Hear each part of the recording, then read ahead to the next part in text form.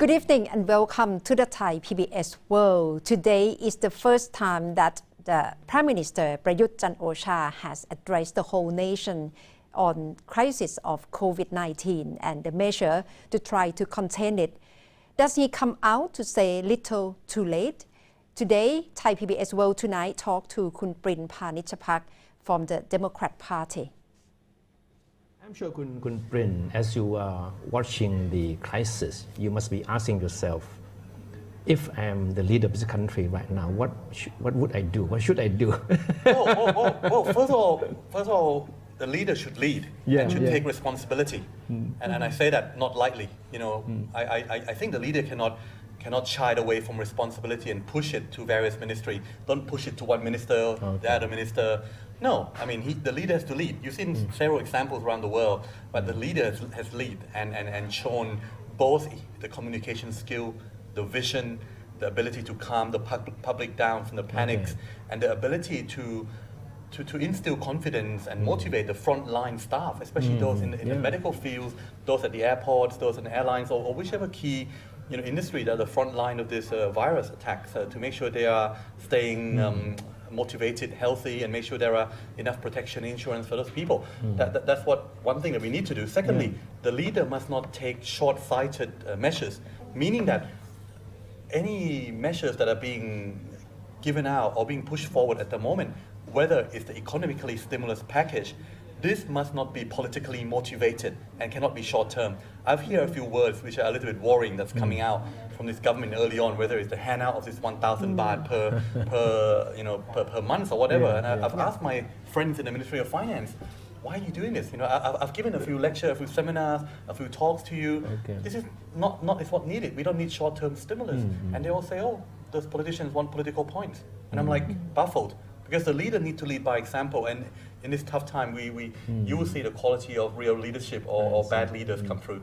And you yourself don't think you have seen that kind of leadership that you think is needed? We think this country has seen a real lack of leadership, and I think people are rightly disappointed in the leadership so far that's coming from our leader, and we think that the integrated efforts that we need, like in Tam Luang when you saw the cave issue. There was integrated effort from the private sector, public sector, showing the leadership come together and got through it. This time around, the crisis is much larger.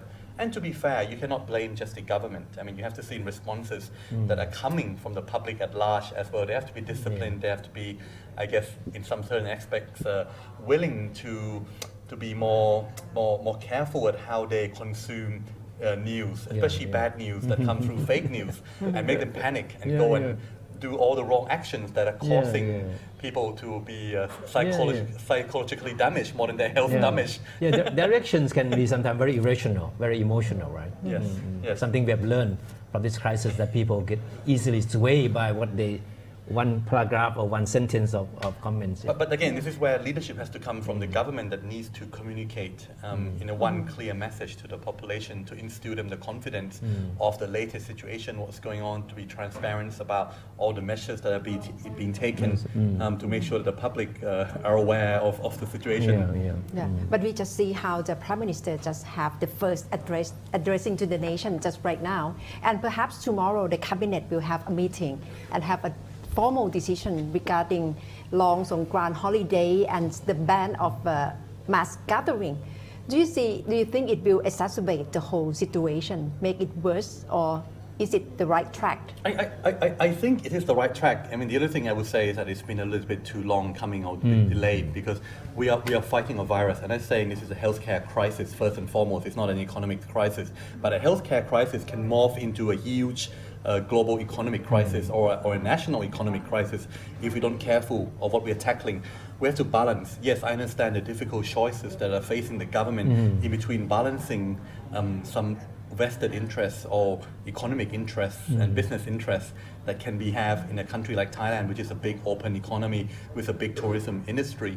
But at the moment, who has the heart and in the right frame of mind to go out or to party or to go on tourism? It's a tough one, but you have to set the priority in the right order. And at the moment, you have to fight the virus. You have to contain the virus. You have to fight it. You have to make sure the public is aware of the serious situation, but not to be too panicky. But in that instillation of the confidence to the people, you have to let the people believe in you that you are handling this crisis in an orderly manner, in a right priority fashion. And that could mean that we need to maybe perhaps closing down on some public events, on some function, on school, on public bars and pubs and gatherings.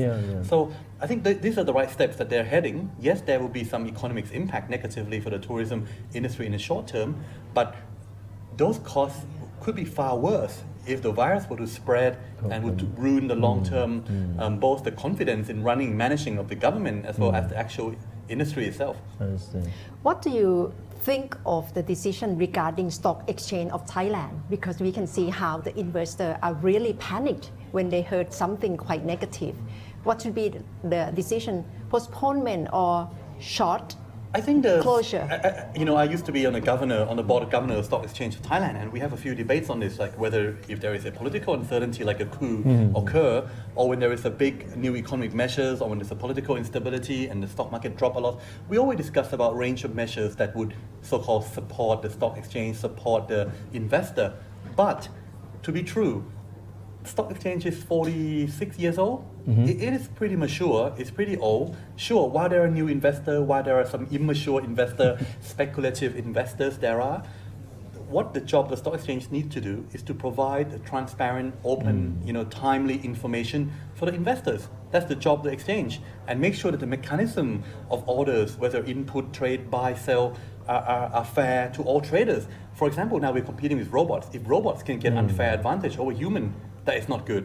In order for this crisis to go through, I do not agree that we need any supportive measure for the stock exchange nor for the investor. I think we need to focus our priority and our attention in the areas that we need to do, i.e. the frontline staff, the medical staff, the doctors, the nurses, make sure the hospitals and even the key frontline staff are well taken care of. The stock market will look after itself and it will recover when confidence returns. So the government must ensure that they prioritize the right things in order, and then stop.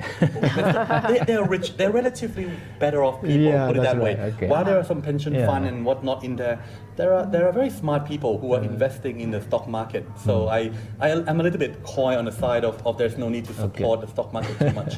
No, but finally, the Deputy Prime Minister, Kun Visanu Keruengam, came up with a rather assuring.